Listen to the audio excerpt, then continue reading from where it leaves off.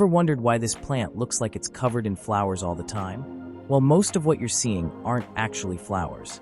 This is Bougainvillea, one of the most vibrant and eye-catching plants you can grow. Those bright pinks, purples, or oranges, they're actually modified leaves called bracts. The real flowers are the tiny white ones tucked in the center.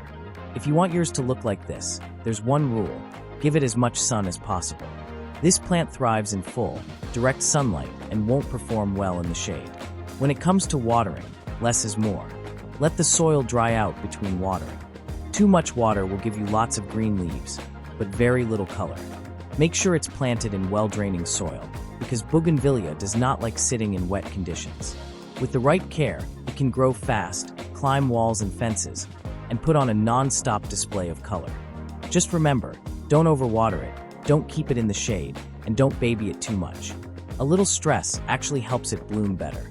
And one more thing, those branches have thorns, so handle with care. Thanks for watching. See you next time.